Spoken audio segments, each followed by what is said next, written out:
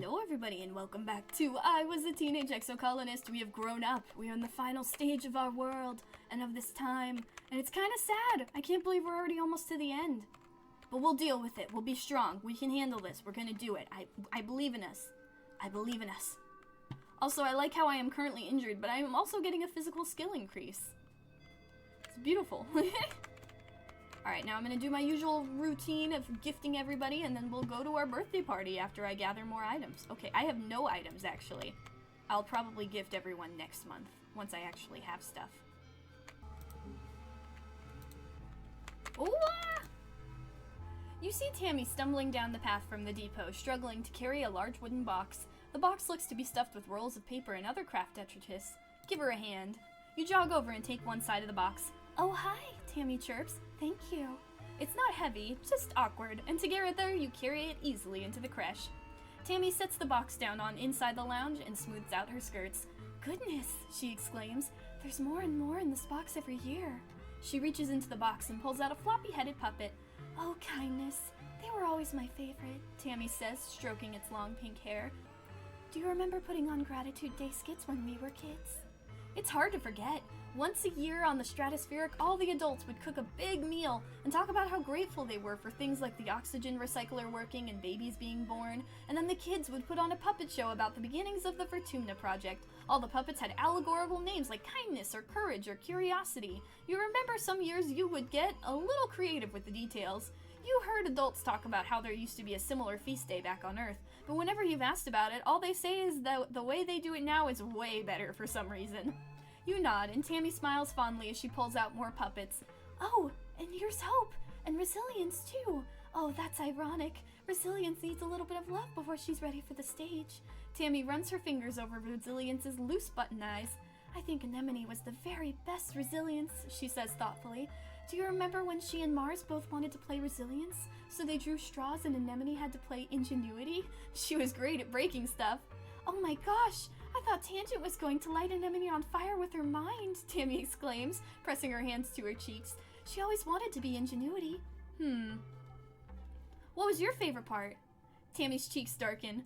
I liked working on the set and puppets with Cal, she says, touching her fingertip to her lips. I was always too worried I would mess up my lines. Do you remember Deese's song about Earth? He never sang the same lyrics twice, Tammy says, then sighs. I was so sad when he stopped wanting to take part. I wonder what happened.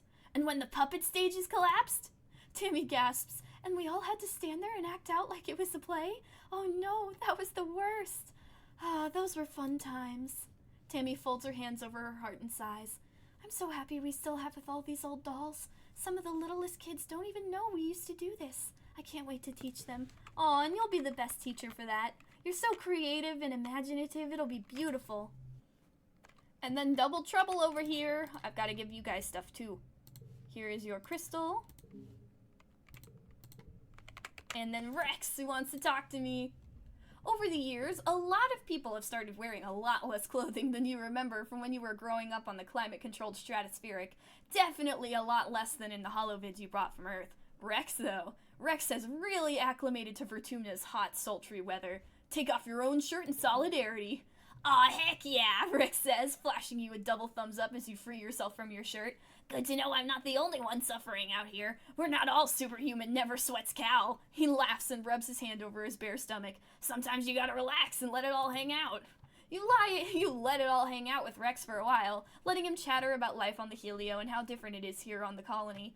I really appreciate that people here just don't expect me to be a soldier, he says. We had civilians on the Helio, but it was kind of like they were just cooks and janitors and stuff. After graduating school, it was like basic military training. If you wanted to have fun, there were only a few choices. You must have found ways to have fun. Rex smiles, a little softer than usual. Yeah, I had Nomi, he says quietly. We were the misfits together. No matter what, we'll always have each other. I'm glad. I'm gonna try and set you guys up. Ooh, help Rex build something! I'm gonna get 6 friendship points out of you today. You know what my hammock needs? Says Rex. An automatic crank delivery system for when my hands are busy. Oh, snack delivery system. I was thinking, if I hang up a barrel of cookies here, he continues, pointing to a gnarled wood tree nearby, I could use ramps and pulleys to bring the cookies over here. He gestures to his hammock. And they could just roll right into my mouth. It's a bold plan and it involves a lot of twisty-turny ramps, gears, levers, swinging arms, and more. It's probably a lot more complicated than it needs to be, but it is hilarious to watch Rex press a button and then send a cookie rocketing down a chute and eventually into his mouth. The ground is littered with cookie detritus of failed runs, but Rex is proud anyway. It works perfect, he says, his mouth full. Thanks for the help. As always, I will be happy to help. Give me hugs. Oh, wait, is the barista place done? You spot Rex carrying supplies and big pieces of wood into the construction site at the end of the lounge, the future home of his bar. He waves at you. Well, as much as a wave as he can do with his arms full of mushwood. Hiya, Yabby, he calls out to you. Things are going great in here, thanks to you. I'll be done in no time. You take a look at what you can see. Rex has kept it all pretty tarped up and hates letting people inside to peek, but you can tell it's big. Perhaps a little too big. Ambitious, maybe, for a first solo construction project, but Rex has a lot of help from his crew, and from the whole colony. He'd have to be able to find enough wood. It's ready to be finished now. You've seen this bar in your dreams. Rex was so proud of it, and it was perfect and huge, but it didn't have to be. The joy people had from going there wasn't from how opulent it was. It was from being able to relax with their friends. You remember joking with Rex about how people would have loved it, even if it was just a few planks and a keg of beer. The thing is, you remember other things too. It hurts when you try to remember specifics from your dream, but you just have a feeling that maybe Rex doesn't have enough time to finish the darn thing. Feels like something bad's going to happen and, well, we have to live life now while the living's good. You tell Rex as much, and the look of relief on his face tells you that he'd been thinking the same thing. You're right, Yabby, he says, scratching his ear. I should stop trying to make it so perfect, because it'll never get done. He smiles. How about we open it next week? About a week later, Rex stands before you and a few interested members of the construction crew, as well as a very excited-looking Nomi. I think it's time to open the bar, Rex says, uncharacteristically stuttering over his words. Thanks, Yabby, for reminding me what's really important, that we have a place to party. With that, Rex flips on the house lights. The crowd gasps and blinks around in awe. There's so much to see. Maybe it's not as spectacular as it could have been if you let Rex bang away at it forever, but it's good enough. There's a stage and a dance floor and a few places for people to lounge around on pillows, and of course there's a bar. It's a little lightly stocked for now, but you're sure Rex's next job will be to cajole some liquor out of the stores. You're happy you convinced Rex to unveil it now. He's obviously a bit nervous that it's not quite alright, but people will love it anyway. I'm gonna get up on stage and sing! There's a holographic karaoke projector that scrolls lyrics to whatever song is playing. You cue up some old Earth favorites and take turns singing with Nomi. During the day, this place will be a quiet cafe where people can gather with friends and sit or study at. At night, Mars is going to lead karaoke nights, and Nomi will make sure the dance floor is always jumping. And I'll just be happy that everyone gets to have a good time here, Rex tells you. It's great to finally have a place purpose-built for having fun. Thank you, Yabby, for all your help. Thank you, and I will be the best barista the place has to offer as soon as I get things done. First, I want to... Let's see. Visit the supply depot. Ooh, let's buy a cake. We're gonna save that for Cal's birthday. That way we get double for friendship for him, because he's one of the lowest. And I am gonna buy the skills thing. Just because that'll hopefully make it so I can do other friendship stuff with people. And now I am broke. So let's see. Well, no, I'll drop that. There we go. Ooh, look at that. Look at that. Alright, let's see. Oh yeah, I'm injured. Okay, you know what? Let's relax now then. It'll raise our friendship with Rex and Nomi, and also, or not Nomi, but it'll also make it so I can get into the bar sooner. Behind the bar. I want to be behind the bar. Let's relax in the lounge. Nomi is performing a play on stage in Rex's new bar tonight. It's a theater production of one of their favorite episodes of Turbo Girl Hyperjet Transform.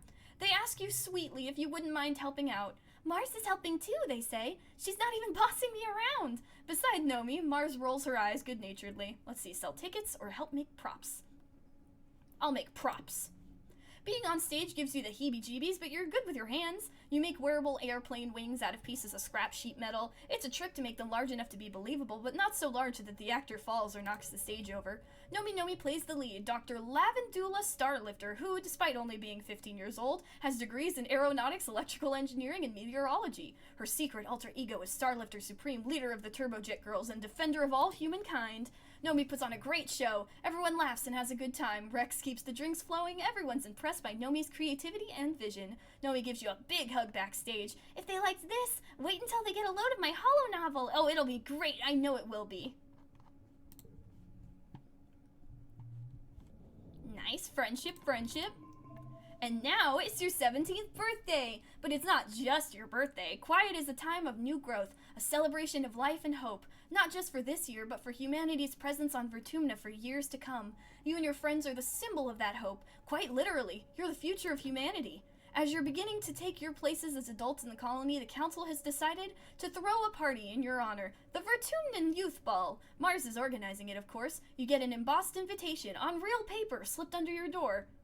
Party all night long, why not? You slip into some party clothes and head over to the lounge to celebrate, well, yourselves. And yourself specifically. It is your birthday, after all. Rex's bar is all decked out. The decorations look expensive. Must have taken a lot of nanoprinter creds. Your friends are transformed, too. Everyone is dressed up, looking like the young adults you're becoming. You can hardly recognize some of them. Mars catches your eye and waves, her bangles jingling joyfully. She looks like a model from her holomags. Every inch of her primped, painted, and perfumed.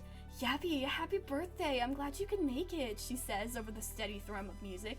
Drinks are over there. Make your song request a congruence, and take off your shoes. You look down at your boots, and then up at Mars skeptically. She rolls her eyes and does a little bounce. Sock hop, just like on Earth, duh.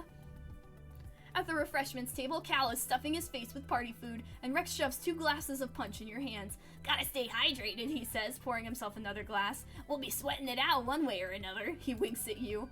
Don't let them fool you, Tangent mutters, joining you. She smears a glob of something pink and meaty looking on a cracker. It's a well-documented phenomenon that people inexperienced with imbibing alcohol will begin to act as if they're drunk, even if they're completely sober. To Rex, she adds, I mean, of course, that I am not going to suffer any bad behavior. Rex grins as he pulls out a flask from his vest and pours a healthy addition into the glass. Who says it's gonna be an act? Let's get a little loose. Come on, it's a party. The music changes to something with a fast pounding beat. Rex throws his head back and howls. Whoa, it's time to dance! Just hang out with your friends.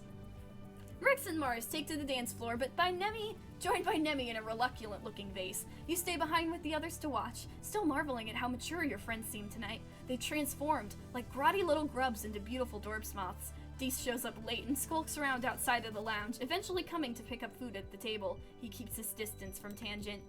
As the dancing wears on, Tammy comes out with a great big tray of appetizers, cute little bite-sized things with strange colored pastes and fancy garnishes. So grown up. It's a good thing you didn't go. Or it's a good thing you didn't go. You'd have missed this. Nomi, who's playing DJ with Congruence, spins up something a lot slower, more romantic. Grab a partner and fold them close, they announce dreamily, or whatever distance you both feel comfortable with. Everyone giggles. Oh my god, I have so many. I am popular. Everyone giggles awkwardly and shuffles around, feeling the intangible friction of teenage politics. Who dances with whom? Who makes the first move? I don't know if I get friendship with this, but I'm pretty sure either way I'm pretty fine. Everyone is very high up already. Even these guys. Is Deese still here? Deese is standing over by the DJ screen, helping Nomi with the song selection. He freezes up when you ask him to dance, stammering an excuse, but Nomi gives him a playful shove towards you. Go dance with the Abby, they say. I can handle things.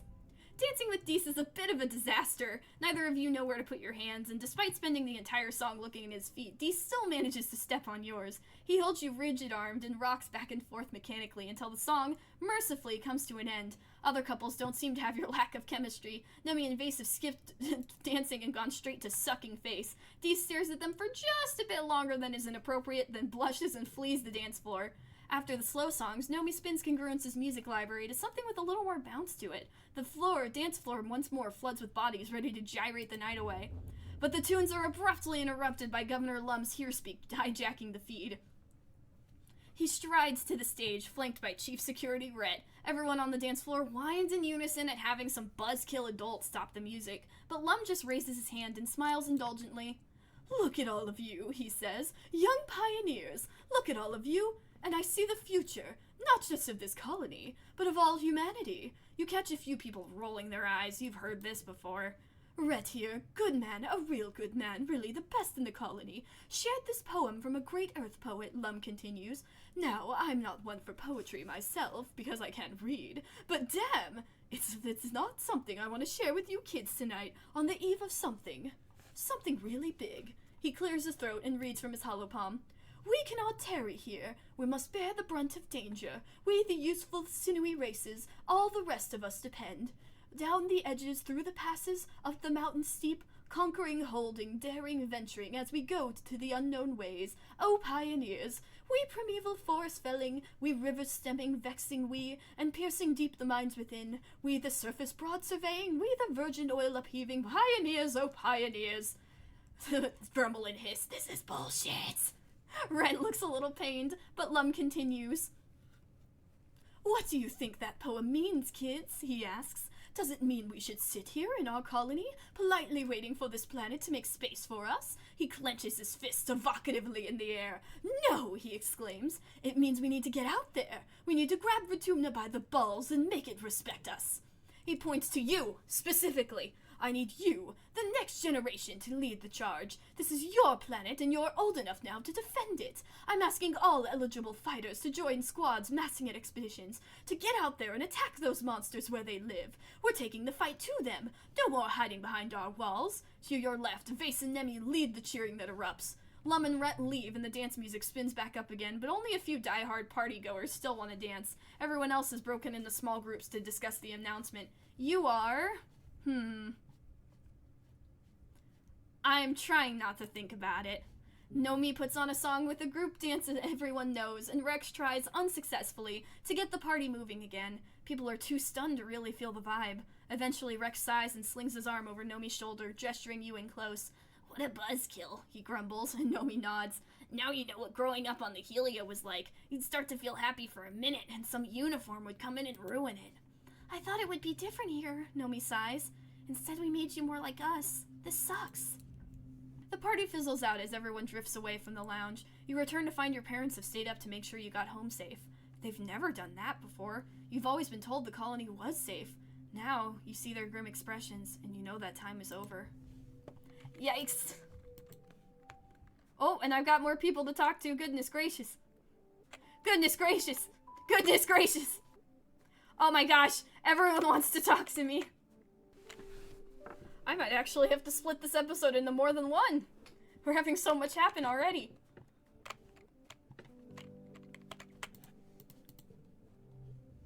You're looking around for Cal when you overhear him, just around the other side of the Geophonics Dome.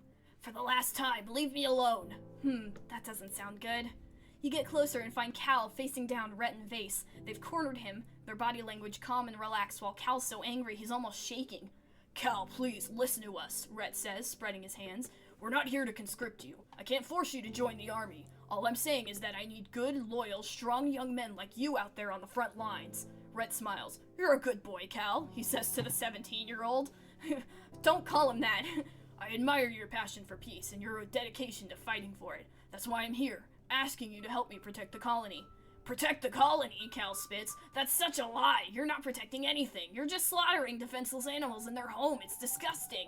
Hey, Vase retorts, taking a step forward with his fist raised. Show some respect. Cal squares up like he's ready to take the hit. For who? He asks, voice sharp. Psychopaths like you? Vase roars and looks like he's about to take a swing, but Rhett holds him back with one raised hand. Vase slinks back to Rhett's side, glowering at Cal. I can tell you need a bit more time, Rhett says. I just want you to know that my door is always open if... Are you bothering you? Oh! Ah! Are they bothering you, Cal? Your mom comes up behind you, her presence smothering the encounter like a blanket over a fire. I need you inside, she says to Cal, then turns to Rhett. My people are too busy filling your soldiers' bellies to listen to your war stories, Rhett. Don't worry, she adds, patting her artificial leg. He gets plenty of war stories from me. Rhett backs off. You're right, Flulu, he says placatingly. I've taken up too much of young Cal's time.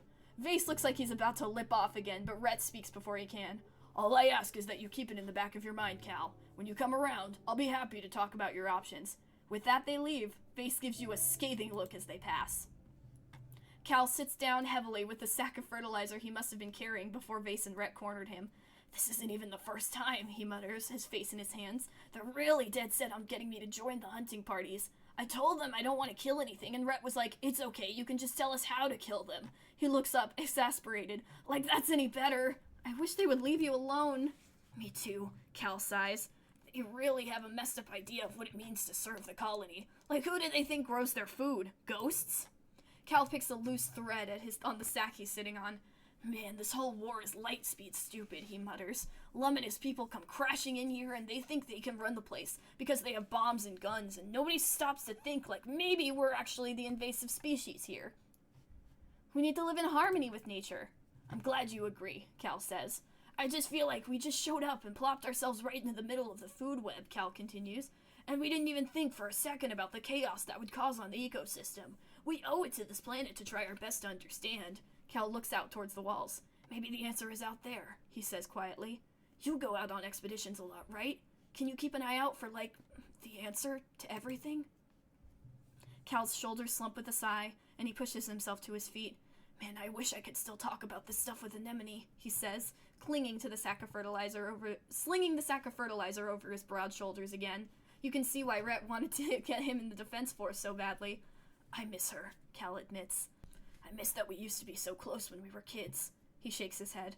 But she's gone all human supremacist now, and I just can't stomach that, you know?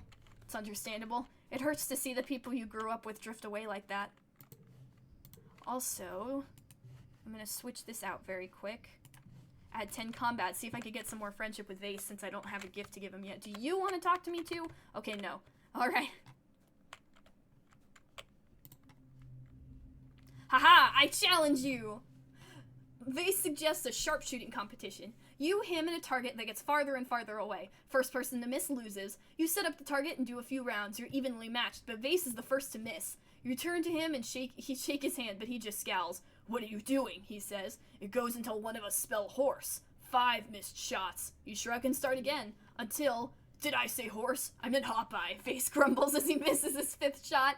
It doesn't matter how long the word gets, though. You win soundly. He's forced to concede that, at least today, you are the sharper shooter. Heck yeah. You're a sore loser. What about 20 persuasion? Can I do anything with Mars? Haha, get into a debate. Mars would never stoop to using her fists to get her way, but she loves a good fight nonetheless. You ask her what she would have done differently if she had been the captain of the Stratospheric when you landed, and her eyes go wide. She launches into a laundry list of shoulda wouldas, and whatever she says she would have done, you offer reasoning for why it wouldn't have worked. After a while of this, Mars is positively invigorated.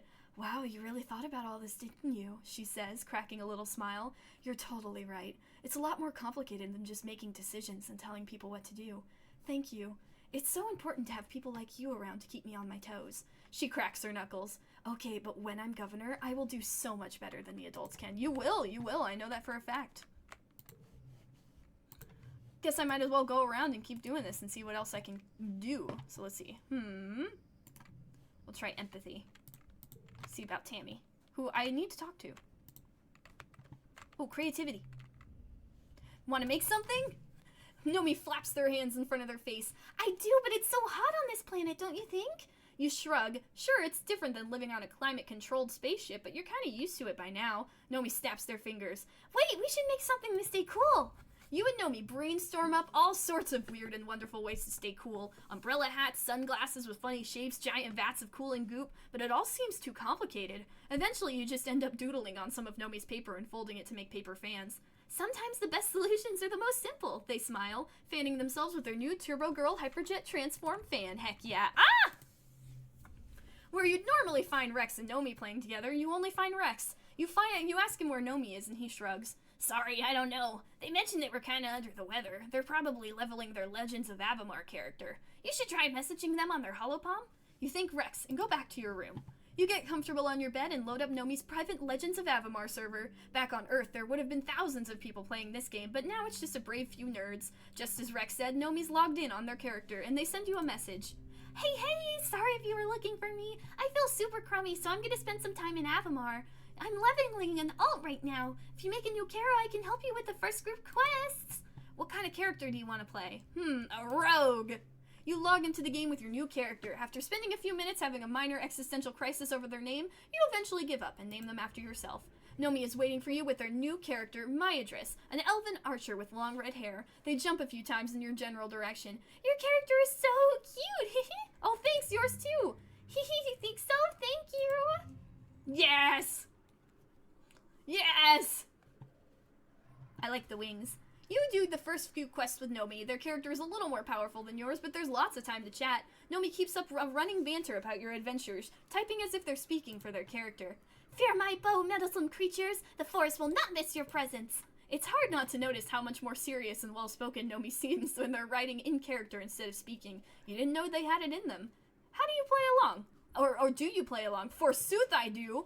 You type back, Thou shalt not see thine death approacheth from the shadows. Nomi sends you a string of hearts. You play for a bit until you have to stop to sell your loot at the vendor, marveling at the accessories you'll be able to buy when you have more gold. Nomi opens a trade window with you and plunks a necklace into it. It's one of the expensive one, and a huge increase in stats. Galactic. I thought it would look good on you. Accepted and flirt back. You type back, I shall wear it into battle, and think of you, my star. Nomi replies with a heart. You and Nomi battle your way through a Knoll encampment and stand face to face with the big bad, Graz Magepelt. Nomi readies their bow. Heroes, we are called to battle! Battle! Let's see. Ooh, good one right off the bat. Let's see. 7, 4, 4.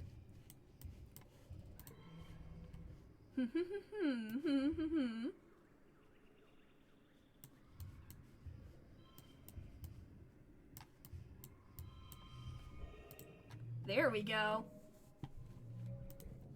You stand victorious over Graz Magepelt. When you click on the loot window, you have a message waiting from Nomi. Our bond is greater than any evil that may befall this land. The power of true love conquers all.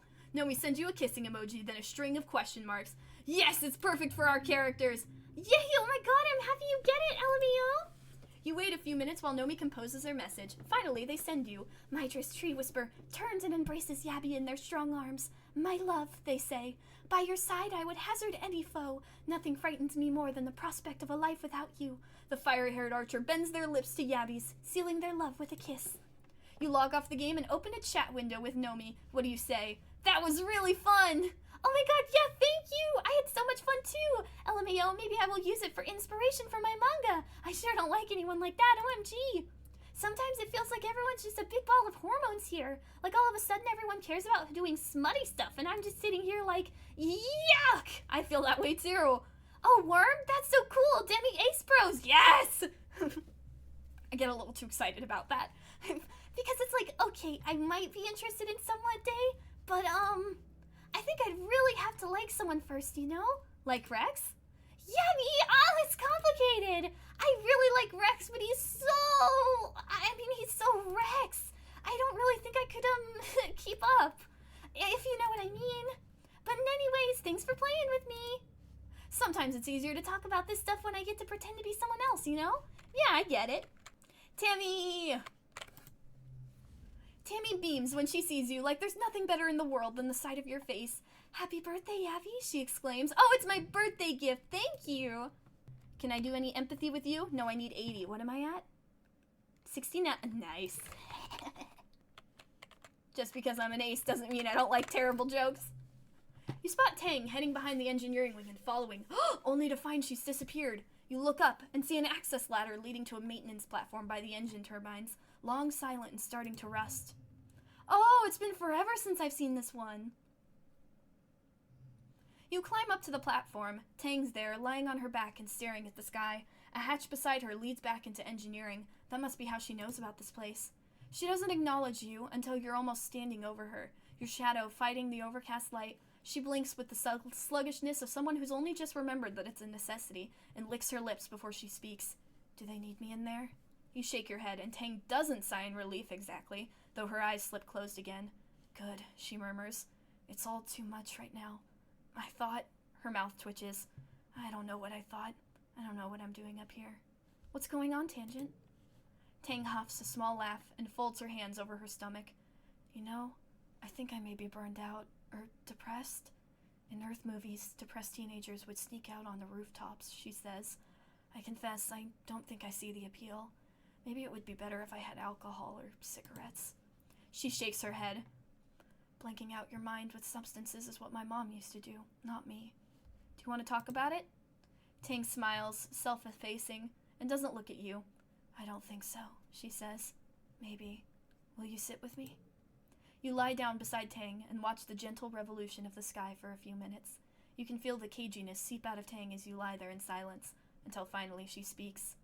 Do you ever think about humanity? She asks, slowly.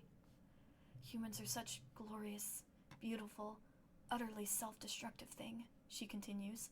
They only ever create by destroying, and in turn they hasten their own demise.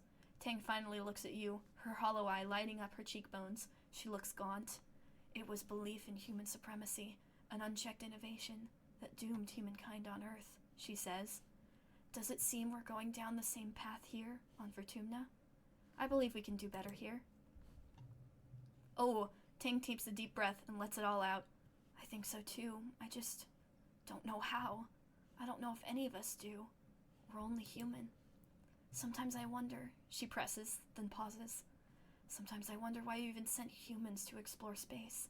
Given our track record, you would think perhaps an artificial intelligence would have been wiser. No ego to get in the way, no questions about ethics or morality. After all, we learned in human history that when human colonists traveled from Europe to the Americas, they nearly killed everyone who already lived there because they spread disease. Tang looks at her hands. I just can't help but wonder if we're doing the right thing. The hatch to the laboratory clangs open and Tang jumps. There you are, Instance says, just her head and shoulders visible through the hatch. Have you finished recalibrating the strand sequencer yet? Tang scrambles to her feet and brushes off the seat of her pants. No, not yet, she says. I was waiting on the results from BH4316 and... Instance clicks her tongue against her teeth and raises a hand to interrupt Tang. They're ready, she says. I need that sequencer ready for the G4-100 samples. Her eyes flick to you. If you're done, she adds icily. Yes, ma'am, Tang says, cowed, and slides into the hatch after Instance. As her head disappears past the roofline, you catch a fleeting hint of an expression on her face you can't name. You know, I know that she loves Instance, and Instance has obviously done a lot for her, but I also feel like sometimes Instance may ask too much of her. Even for all of her genius, Tang is still only the same age as our character. She's only 17. She deserves time to be a teenager. Okay, we can't do the research either. Or can we? No, we can't. Even if I add the reasoning thing, we can't. Alright, Anemone! How you doing? You're the last person, and then we may actually end this episode here, because there's been a lot of talking. You're catching up with Nemi between her drills when she looks over your shoulder and frowns. Newton's bloody apple, she curses, seeming to shrink behind you. She's here again. You turn, and at the other end of the garrison, you can see a small crowd of young soldiers forming around Chief Stewart Antecedent. She's handing out lunch tiffins and doling out hugs to anyone who comes within melee range, which is quite a few of them. You've noticed just from hanging out around the garrison, even some of the transplanted Helio soldiers have started calling her Auntie. This must be why. She comes every couple of days, Nemi grumbles, like we're still kids in the creche playing in her skirts. It's so disruptive. Eventually, the crowds around Antecedent thins, and she makes it over to you and Nemi. She greets you with a warm hug. She smells nice, like flour and yeast. Hello, Yabby, she says. Have you eaten? I don't need your help. Sorry, Antecedent, I need to do this. Antecedent's smile grows thin. Of course, little bird. Bless your heart. You're all grown up now, aren't you? Just like my Annie. Antecedent turns to Nemi. You can almost feel the temperature in the room drop several degrees as Nemi stonily stares down at her mother. Antecedent clutches the handles of her basket. How about you, Annie? Have you eaten? Do you need... Nemi scowls and crosses her arms. I'm fine, she says, cutting off her mother. It was just like yesterday and last week. I don't need you to manage me. If you're sure, Antecedent responds hesitantly. It's a mother's job to worry, Annie. She reaches out to lay a hand on Nemi's scaly cheek, but Nemi jerks backwards and slaps her hand away. Oh yeah, Nemi retorts. You just sit around and worry? Must be nice. I bet you'd like it if all I did was that too, huh? If I quit being a soldier and spent all day cuddling babies and wiping noses and fixing clothes like you did, nice and safe in the creche forever, you don't belong here, Antecedent. Sorry, Antecedent. Antecedent takes a little step away from you, blinking rapidly. Beside you, Nemi humps triumphantly. I never thought that, Annie, she says, laying her hand on her over her heart. I worry because I love you, and I always will. I'm just doing what I can to keep you safe. Love doesn't keep anyone safe, Nemi exclaims, raising her voice enough that some of the soldiers turn their heads to watch. Her thunderous expression convinces most of them to get back to their business. Nemi clenches her fist. Love didn't keep Calm safe, did it? She says, her voice breaking. There's no amount of love or worry on this whole stupid planet that can do that. So you should just stop, okay? Stop, or do something actually useful. I'm never gonna be like you. I'm gonna fight. Oh no. Vase peels off from his unit and jogs over to stand beside Nemi. You okay, babe? He asks, putting his hand on Anemone's shoulder. She covers it with her own and ankles her body towards him. Yeah, everything's just galactic, Nemi mutters. My mom was just about to tell me again how much she wishes I could give up being a soldier so I could pop out babies and be safe. Antecedent sputters, trying to explain herself, but Vase beats her to it. Anemone is an exemplary soldier, Chief Steward, he says calmly. I know it's hard for a mother to accept, but we're all much safer for her service to the colony. He puts one finger under Nemi's shin, talking directly to her. And remember, Nemi, that we exist to protect people like your mother, to preserve the bond between parents and their children. Vase gives Antecedent a stiff smile. If the stars align one day, we won't lose any more sons. A soft "oh" escapes Antecedent as she blots her eyes. Oh, you are one of the good ones, aren't you? She says, clearly trying not to cry. Just walking in the footsteps of the good men and women who served before me, ma'am, Vase replies. We couldn't do it without you keeping the hearth lit for us. Speaking of, I'll take lunch, if you have any left. Antecedent laughs and hands him a tiffin from her basket, then goes on her toes to give him a quick hug. Over her shoulder, Vase shoots a cheeky wink at Nemi, who rolls her eyes and snorts. Oh goodness, that one always hurts me so much. It just hurts so much to see her acting like that. And knowing that it was most likely influenced by Vase a little bit. Speaking of, I have a cake for you now. There we go. Let's see.